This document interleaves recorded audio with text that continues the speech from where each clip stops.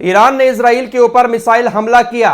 उसके बाद इजराइल लगातार धमकियां देता रहा कि हम ऐसा करेंगे वैसा करेंगे और जवाब देंगे, लेकिन अभी तक इजराइल ईरान के ऊपर कोई भी मिसाइल हमला या फिर रॉकेट हमला या फिर लड़ाकू विमानों के जरिए कोई हमला नहीं कर पाया है, क्योंकि अमेरिका अभी इजाजत नहीं दे रहा है इजराइल को, और जब तक अमेरिका इजाजत नहीं देगा इजराइल हमला नहीं कर पाएगा। फिलहाल एक नया हमला, एक नए तरीके का हमला इजराइल ने ईरान के ऊपर किया है और यह है साइबर हमला।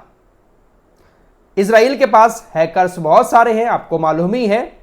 इजराइल ने ईरान की बहुत सारी मेन वेबसाइट को हैक कर लिया, जिसमें से कुछ खास वेबसाइट के बारे में ईरान की सुप्रीम काउंसिल साइबर स्पेस के पूर्व सचिव फिरोजाबादी ने बताया कि ईरानी सरकार की करीब तीनों शाखाएं, न्यायपालिका, विधायिका और कार्यपालिका, तीनों पर भारी साइबर हमले हुए हैं और इन तीनों वेबसाइटों की इंफॉर्मेशन चुराई गई है। हमारी परमाणु सुविधाओं को भी साइबर हमलों का शिकार बनाया गया है। इसके अलावा हमारे ईंधन वितरण नेटवर्क, न्यायपालिका नेटवर्क, परिवहन नेटवर्क, बंदरगाह और इस तरह के और भी कई सारे क्षेत्रों में साइबर हमले हुए हैं। साइबर हमलों से प्रभावित होने वाले क्षेत्रों की एक लंबी लिस्ट है, यह केवल एक उसका छोटा सा हिस्सा है जो इन्होंने बताया है। बहुत सारी मेन वेबसाइट को हैक किया गया और उसकी इंफॉर्मेशन को चुराया गया। हालांकि इससे कोई फर्क तो ज्यादा नहीं पड़ेगा ईरान के ऊपर, लेकिन बहुत सारी इंफॉर्मेशन जब मिल जाती है तो कहीं ना कहीं किसी ना किसी काम में जरूर आती है। ईरान किसको तेल दे रहा है, कहां से तेल निकाल रहा है, कहां पर बेच रहा है, ईरान की न्यायपालिका में क्या हो रहा है, ईरान किस तरह से काम कर रहा है, सारी जानकारी, डेटा इकट्ठा होता है। वो सारा डेटा जो है वो इजरायली हैकर्स ने चुराया। फिलहाल एक साइबर हमला ईरान के ऊपर हुआ। दक्षिणी लेबनान के बॉर्डर पर इजरायली सेना घुस चुकी है। आपको जानकारी दे चुका हूं और यह भी बता चुका हूं आपको कि इस बॉर्डर पर जमीनी स्तर पर इजराइल के सैनिकों के ऊपर हिजबुल्लाह के लड़ाके भारी पड़ रहे हैं। आज भी कई सारी झड़पें हुई हैं दक्षिणी लेबनान के बॉर्डर पर और खबर आ रही है कि कम से कम 5 इजरायली सैनिक मारे गए हैं, 25 से ज्यादा इजरायली सैनिक बुरी तरीके से घायल हो गए हैं। यहां पर भी आज भी हिजबुल्लाह इजरायली सैनिकों के ऊपर भारी पड़ा है। इजरायली सेना के साथ आज हुई झड़पों को लेकर हिजबुल्लाह ने कहा कि इजराइल की सेना बिल्डा में घुसपैठ करने की कोशिश कर रही थी। दक्षिण लेबनान और हिजबुल्लाह के लड़ाकों ने देखा और जीरो डिस्टेंस के भीतर मशीन गनों के साथ उनसे भिड़ गए, जिसमें वे मारे गए और घायल हो गए। दोस्तों, आप लोगों को जानकारी दे चुका हूं कि इजराइल की सेना ने यूनाइटेड नेशंस की पीस कीपिंग फोर्स के ऊपर भी अब हमले शुरू कर दिए हैं। ये यूनाइटेड नेशंस की पीस कीपिंग फोर्स वो है जिसमें दुनिया के कई सारे देशों के सैनिक शामिल हैं और ये जहां पर भी अशांति फैली होती है वहां पर तैनात किए जाते हैं। लेबनान के अंदर भी काफी सारे पीस कीपिंग फोर्स के सैनिक तैनात हैं। नेतन्याहू ने आज सीधे तौर पर चेतावनी देते हुए कहा है कि आप जल्द से जल्द अपने सैनिकों को यहां से हटा दें। अगर आप ऐसा नहीं करेंगे तो आपके सैनिकों को बंधकों में तब्दील कर दिया जाएगा।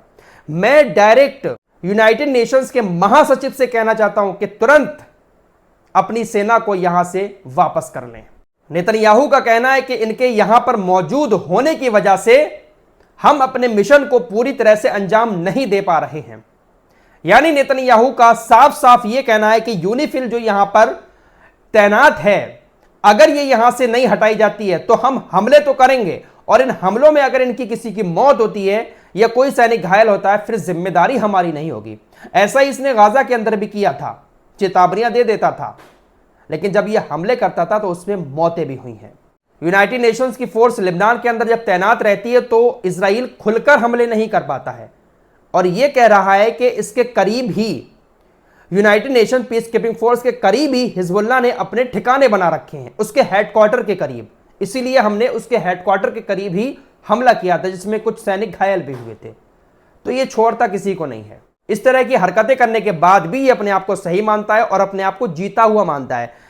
इजराइल का एक अखबार है हारेत्स, वो लिखता है कि इजराइल अहंकार में जी रहा है और मिडिल ईस्ट को बदलना चाहता है। इस अहंकार ने उसे एक झूठी जीत का अनुभव कराया है, जिसका अंत अनिवार्य रूप से आंसू, खून और पतन में होगा। इजरायली मीडिया को ऐसा लग रहा है कि नेतन्याहू सिर्फ अहंकार की वजह से यह सब कर रहा है और इतनी बड़ी बात कोई इजरायली अखबार लिख रहा है तो आप हालात का अंदाजा लगा सकते हैं। देखिए, मैं फिर कहूंगा कि ये हमले बहुत बुरे करते हैं और इन्होंने गाजा को तबाह भी कर दिया है, बेरूत को भी तबाह कर दिया है, लेकिन सुकून से ये लोग भी नहीं हैं। दोस्तों, अमेरिका ने इजराइल को बचाने के लिए एक एयर डिफेंस सिस्टम तैनात किया है जिसका नाम है THAAD, THAAD। ये एयर डिफेंस सिस्टम इजराइल के अंदर अमेरिका ने तैनात कर दिया है और इसके साथ अपने बहुत सारे सैनिकों को भी तैनात किया है। यानी अगर ईरान हमला करेगा तो अमेरिका का ये एयर डिफेंस सिस्टम इजराइल को बचाएगा। ईरान के विदेश मंत्री ने अमेरिका को इस मामले को लेकर धमकाया है और कहा है कि आपने ये जो एयर डिफेंस सिस्टम तैनात किया है, इसके लिए आप अपने सैनिकों को तैनात करके उनकी जान को जोखिम में डाल रहे हैं। हालांकि हमने अपने क्षेत्र में चौतरफा युद्ध को रोकने के लिए जबरदस्त कोशिशें की हैं। हमारे लोगों और हितों की रक्षा के लिए हमारे पास कोई भी रेड लाइन नहीं है। साफ धमका दिया है ईरान के विदेश मंत्री ने कि आपने ये जो तैनात किया है एयर डिफेंस सिस्टम और अपने सैनिकों की जान को आपने जोखिम में डाल दिया है, क्योंकि जब हम हमला करेंगे तो आपका ये एयर डिफेंस सिस्टम भी इनको नहीं रोक पाएगा। आपकी स्क्रीन पर ये है ज़ैनब सुलेमानी। इन्होंने कहा है कि कासिम सुलेमानी की तो हत्या कर दी गई थी, लेकिन उसके बाद एक हसन नसरुल्लाह जैसे शख्स थे जो उनकी जगह काम कर रहे थे, उन्हीं की तरह काम कर रहे थे, लेकिन उनकी मौत के बाद एक बार फिर से कासिम सुलेमानी की हत्या हो गई। दूसरे कासिम सुलेमानी भी चले गए। दोस्तों, ईरान ने इजराइल के ऊपर जो हमला किया था वो हमला ईरान की नज़रिए से 90% कामयाब रहा, लेकिन इजराइल ने इस हमले को लेकर ज़्यादा कुछ जानकारी नहीं दी और ना ही मीडिया की तरफ से कुछ बताया गया, क्योंकि इजराइल ने मीडिया को सेंसर कर दिया। हालांकि मिसाइलें बहुत सारी गिरी हैं जाकर, मोसाद का हेडक्वार्टर भी तबाह हुआ है, सब कुछ जानकारी आप लोगों को मालूम हो चुकी है। अमेरिका का एक पत्रकार था, उसने एक रिपोर्ट इसी मामले को लेकर पब्लिश कर दी। उसने कहा कि ईरान ने इजराइल के ऊपर जो हमला किया था वो हमला कामयाब रहा और ईरान ने जानबूझकर एक मिसाइल तो सबसे पहले मोसाद के हेडक्वार्टर से 500 मीटर दूरी पर ही गिराई, उसके बाद हेडक्वार्टर पर गिराई। उसने पूरी जानकारी दी इस मामले को लेकर, इस हमले को लेकर, जिसके बाद उसको इजराइल की सरकार ने, इजराइल की पुलिस ने इजराइल के अंदर गिरफ्तार कर लिया। अमेरिका का एक पत्रकार है। तो ये लोग दुनिया के सामने अपनी अलग ही छवि बनाना चाहते हैं, कभी ये कमजोरी अपनी नहीं दिखाएंगे दुनिया को। आपकी स्क्रीन पर इजराइल का ये कट्टरपंथी वित्त मंत्री स्ट्रोमिच है। भाई साहब, ये भी एक अलग ही प्राणी है। इसका बस चले और इसके हाथ में हो तो पूरी दुनिया पर कब्जा कर ले। बातें बहुत बड़ी बड़ी करता है, हलवा समझता है हर चीज को। ये अभी 2-3 दिन पहले इसने कहा था कि हम इजिप्ट, जॉर्डन, सऊदी अरब के कुछ इलाके, इराक का पूरा इलाका, सीरिया का पूरा इलाका, उन सबको कब्जे में करेंगे, क्योंकि हमारे संतों ने कहा है कि यरूशलेम इतनी जगहों में ही फैला हुआ है और यहां तक फैलेगा। खैर, थोड़ी बहुत तो सच्चाई है, मिस्र पर कब्जा हो सकता है, जॉर्डन पर भी हो सकता है। फिलहाल अब इसने कहा है तुर्की के बारे में, यह कहता है कि तुर्की से कहना चाहता हूं कि इस्तांबुल जल्द ही यहूदियों की राजधानी बन जाएगा, आपको बस हमारे सरप्राइज का वेट करना है।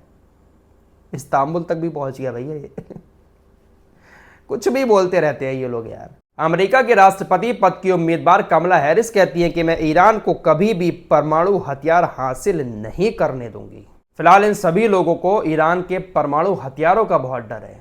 इनको लग रहा है कि ऑफिशियली जिस दिन भी ईरान ने डिक्लेयर कर दिया कि हाँ हमारे पास भी परमाणु हथियार हैं, फिर इनकी धौंस खत्म हो जाएगी मिडिल ईस्ट में, क्योंकि मिडिल ईस्ट में कोई भी देश ऐसा है ही नहीं जिसके पास परमाणु ताकत हो सिवाय इजराइल के। फिलहाल ये कुछ खबरें थी जो आपके सामने रखी। कुछ और खबरों के साथ जल्द हाजिर होऊंगा, तब तक के लिए अपना ख्याल रखिएगा। अल्लाह हाफिज।